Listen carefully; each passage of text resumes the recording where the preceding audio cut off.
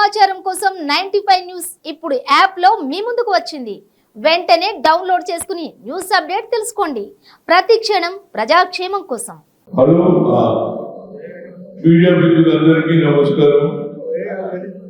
Shri Rajiv Gandhi under 19 2020 league cricket championship every year గత నా బహుశా అనుకునేది 16 అంటే టోటల్ గా 43 all India Shri Rajiv Gandhi tournament under 19 2020 under 17 2020 under 14 2020 ఇది ఈ కార్యక్రమం గత 16 సంవత్సరాల నుంచి చేస్తున్నాం. టోటల్ గా 43 ఆల్ ఇండియా టోర్నమెంట్. అండర్ 17 ఏమో చెన్నైలో, అండర్ 14 ఏమో అండర్ 14 హర్యానా.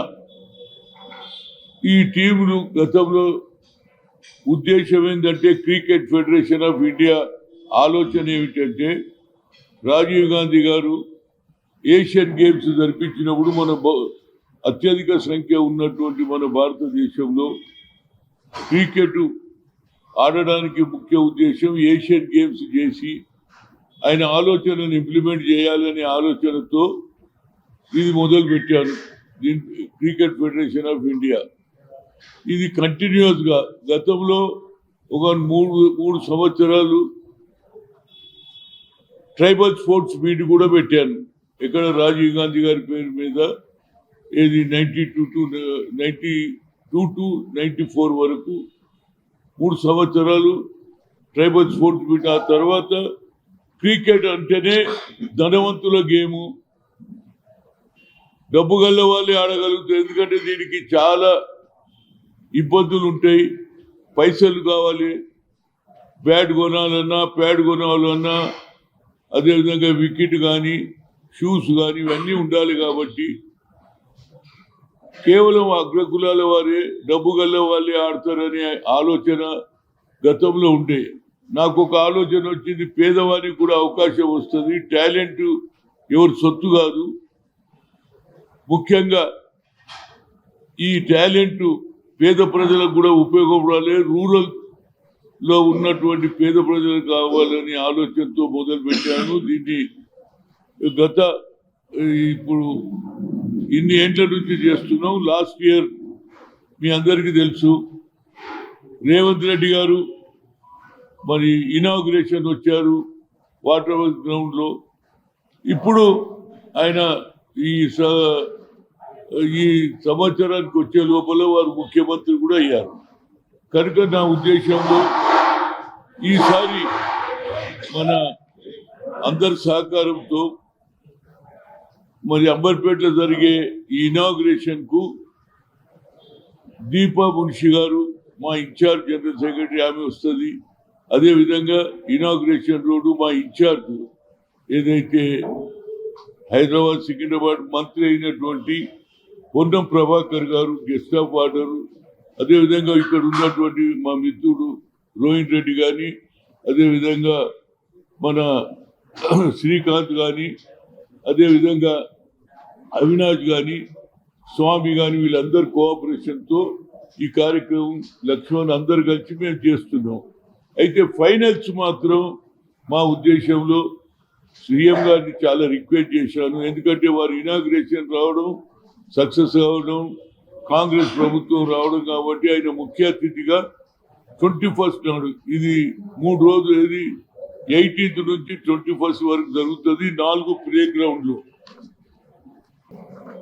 ఇది venue LB stadium, Vijayanand ground, అదేవిధంగా అంబర్పేట వాటర్ వర్క్ గ్రౌండ్, ఇప్పుడు కొత్తగా బాబురావు సాగర్ గ్రౌండ్ అని గిరిజాది కూడా ఉప్పల్ అవతల 4 దగ్గర అవుతుంది. ఫైనల్స్ మాత్రం ఎక్కడ లాల్ బహదూర్ స్టేడియంలో జరుగుతుంది.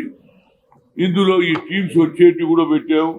పూల్ ఏలో శ్రీలంక, హైదరాబాద్, సిఎఫ్ఐ, బీహార్, విదర్భ, చెన్నై, మహారాష్ట్ర. అదేవిధంగా pool below Malaysia, Tamil Nadu, Bengaluru, Karnataka, Telangana, Haryana, CFI, Karnataka. అంటే ఈ పూల్ ఏ, ఈ పూల్ బిలో ఈ మొత్తం ఏది 14 టీంలు 12 టీంలేమో మన ఇండియా, 2 టీంలు, ఒకటి శ్రీలంక, మలేషియా. బంగ్లాదేశ్ వచ్చేవాళ్ళు ఉండే కానీ వాళ్ళకి ఎన్నికలు జరుగుతున్నాయి కాబట్టి రాలేమన్నారు. బంగ్లాదేశ్ దేశ ఎన్నికలు జరుగుతున్నాయి. ఈ 2 టీంలు అయితే వస్తున్నాయి. అదేవిధంగా మిగతా మ్యాచెస్ అన్నీ కూడా వేరియస్ గ్రౌండ్లో జరుగుతుంది. ఇనాగ్రేషన్కు మాత్రం మన ముఖ్య అతిథిగా దీపా మున్షి గారు చేస్తారు. దీన్ని తప్పనిసరిగా నా ఉద్దేశం ఏంటంటే పేదవాడు కూడా క్రికెట్ ఆడొచ్చు, అందుగుంచే ఈ ఆలోచనతో మొదలు పెట్టాను. అందులో భాగమే ఇవాళ మొహమ్మద్ సిరాజ్ మన దేశానికి ఆడుతున్నాడు. మొదలు మన దగ్గరనే క్రికెట్ ఫెడరేషన్ CFIలో ఆడాడు, రాజీవ్ గాంధీ టోర్నమెంట్లో. ఇవాళ ఇండియాకు ఆడుతున్నాడు. అంటే కొత్త టాలెంట్ కొత్త వాళ్ళకు కూడా, పేద ప్రజలకు కూడా ఇవ్వాలని. అందులో ముఖ్యంగా ముఖ్యమంత్రి గారు తప్పనిసరిగా ఫైనల్స్కి వస్తారు. వారిని నేను ఒకటే కోరదలుచుకున్నా ముఖ్యమంత్రి గారిని, సార్ మీరు వచ్చిన తర్వాత యంగర్ జనరేషన్లో కొత్త ఊపు వచ్చింది. ముఖ్యంగా యువకులు షార్టెస్ట్ పీరియడ్లో 4 సంవత్సరాలలో ముఖ్యమంత్రి కాగలిగిన వ్యక్తి, అది కూడా సోనియా గాంధీ, అదేవిధంగా రాహుల్ గాంధీ, మల్లికార్జున్ ఖర్గే ఆదేశాల మేరకు వారు ముఖ్యమంత్రి కావడం. కనుక యంగ్స్టర్స్లో స్పోర్ట్స్ను కూడా ఎంకరేజ్ చేయాలి అనేదే నా ముఖ్య ఉద్దేశం. తప్పనిసరిగా 33 ఇప్పుడు ఏది జిల్లాల వారీగా కూడా దాన్ని కొంత ఆలోచన చేస్తుంటూ, అందులో నా ఉద్దేశంలో ప్రతి జిల్లాలో ఒక 10 ఎకరాల భూమి ఇస్తే అందులో ఫుట్బాల్ ఆడవచ్చు, క్రికెట్ ఆడవచ్చు, వాలీబాల్ ఆడవచ్చు. ఎందుకంటే గేమ్స్ కూడా మరి రేవంత్ రెడ్డి గారి ముఖ్యమంత్రి నాయకత్వంలో స్పోర్ట్స్ను ఒక ముందు అడుగు వేయాలనేది నా ఉద్దేశం. వారు ఫైనల్స్కి వచ్చిన రోజు నేను రిక్వెస్ట్ చేస్తాను. తప్పనిసరిగా అన్ని చాలా డెవలప్మెంట్ చేస్తున్నాడు, 6 డిక్లరేషన్ చేస్తున్నాడు. ఇచ్చిన మాట నిలబెట్టుకోవడానికి ఆయన తప్పనిసరిగా సోనియా గాంధీ తెలంగాణ ఇచ్చింది ఆమె. ఆ తర్వాత తెలంగాణ 6 డిక్లరేషన్ చేసిన తర్వాతనే ప్రజలు సోనియా గాంధీని నమ్మారు, రేవంత్ రెడ్డిని నమ్మారు, బట్టిని నమ్మారు. కాబట్టి స్పోర్ట్స్ను కూడా బీయింగ్ ఏ ఫార్మర్ స్పోర్ట్స్ మినిస్టర్గా నాది ఒకటే రిక్వెస్ట్. గతంలో కేసీఆర్ కూడా అడిగాను, 10 జిల్లాలలో నువ్వు ఖాళీ జిల్లాలు పెంచుతున్నావు కానీ స్పోర్ట్స్ను కూడా పెంచాలని నేను ఎన్నో రిప్రజెంటేషన్ కూడా చేశాను. కానీ ఆయన చేయలేదు. ఈ ముఖ్యమంత్రి చేస్తాడనేది నాకు గట్టి నమ్మకం ఉన్నది.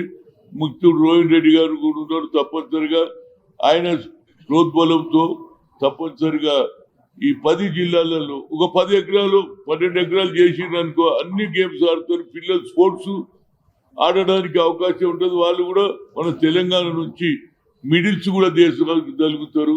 స్పోర్ట్స్లో క్రికెట్ కావచ్చు, వాలీబాల్ కావచ్చు, స్విమ్మింగ్ కావచ్చు. అన్ని స్విమ్మింగ్ కూడా ఇలా నేను అంబర్పేటలో రాజీవ్ గాంధీ స్విమ్మింగ్ పూల్ కూడా పేరు మీద కట్టించాను. ఈ విధంగా స్పోర్ట్స్ను కూడా మా ముఖ్యమంత్రి గారు ఎంకరేజ్ చేయాలని నా కోరిక. దీనికి మీడియా మిత్రులు, ముఖ్యంగా స్పోర్ట్స్ లవర్స్ కూడా ప్రతి ఒక్కరు కూడా ఫైనల్స్కు అదేవిధంగా ఇనాగ్రేషన్కు రావాలని కోరుతున్నా. మా మిత్రుడు రోహిన్ రెడ్డి గారు మొన్ననే ఎన్నికల్లో పోటీ చేశాడు. ఎన్నికల్లో ఓటమి గెలిపి ఉంటుంది కానీ ఆయన సహకారం కూడా తీసుకోవాలని, మా క్రికెట్ ఫెడరేషన్ ఆఫ్ ఇండియాకు వారి సహకారం కూడా కావాలని వారు కూడా 2 మాటలు మాట్లాడతారు.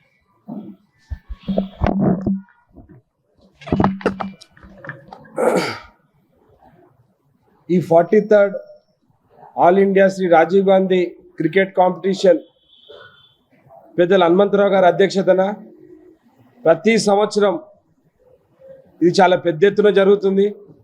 లాస్ట్ ఇయర్ కూడా పెద్దలు హనుమంతరావు గారు అంబర్పేటలో ఈ కార్యక్రమం చేసినప్పుడు రేవంత్ రెడ్డి గారు అక్కడికి వచ్చినప్పుడు రేవంత్ రెడ్డి గారు అన్న మాట నాకు ఒకటి గుర్తున్నది. అన్న, ఇంతమంది నాయకులను చూసిన నేను, ఇంతమంది వీళ్ళందరినీ చూసినా కానీ నీ అంత ఉత్సాహంతో ఈ క్రీడని ప్రోత్సహించేటోళ్ళు ఎవ్వరు కూడా లేరన్న రాజకీయాలలో. కాబట్టి మీ స్ఫూర్తిని తీసుకొని మేమందరం కూడా ఈ రాష్ట్రంలో మేము స్పోర్ట్స్ని చాలా ఎంకరేజ్ చేస్తామని చెప్పి ఆ రోజు రేవంత్ రెడ్డి గారు అన్నారు. ఇదే దాని మీద రేవంత్ రెడ్డి గారిని కూడా హనుమంతన్న ఈ దానికి రమ్మన్నప్పుడు తప్పకుండా వస్తాను, నేను 15కి దావోస్ పోతున్నాడు, వచ్చిన తర్వాత ప్రైజ్ డిస్ట్రిబ్యూషన్ దానికి వస్తా అని చెప్పేసి పెద్దలు హనుమంతరావు గారికి ముఖ్యమంత్రి గారు చెప్పినట్టు నాకు సమాచారం. కాబట్టి ఏ విధంగానైతే హనుమంతన్న ఈ కార్యక్రమాన్ని ఇంత పెద్ద ఎత్తున చేస్తాడో మనం అందరం కూడా దీనిలో పాల్గొని ఈసారి మన ప్రభుత్వం కూడా వచ్చింది కాబట్టి ఇంకా పెద్ద ఎత్తున అందరు కూడా పార్టిసిపేట్ చేసి 33 జిల్లాల నుంచి కూడా అందరు నాయకులు కూడా దీంట్లో పార్టిసిపేట్ చేసి అందరినీ కూడా ఎంకరేజ్ చేసి ఈ స్పోర్ట్స్ని అదేవిధంగా క్రికెట్ని కూడా బాగా ఎంకరేజ్ చేయాలని చెప్పేసి నా వంతు సహకారం ఏమున్నా కానీ పెద్దలు హనుమంతరావు గారు ఆదేశిస్తే దాని ప్రకారం నేను కూడా నా వంతు కృషి చేస్తానని చెప్పి నేను మీడియా ముఖంగా మీకు అందరు తెలియజేస్తూ నాకు ఈ అవకాశం ఇచ్చినందుకు పెద్దలు హనుమంతరావు గారికి కృతజ్ఞతలు తెలియజేస్తూ రైట్.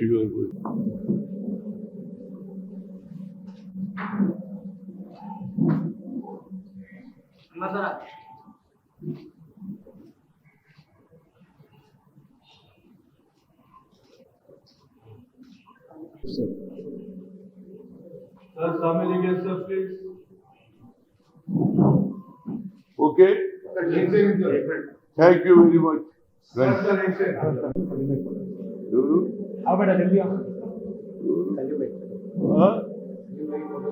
ఎవరు? సలీం అంట अरे क्या अभी लेट आता क्या?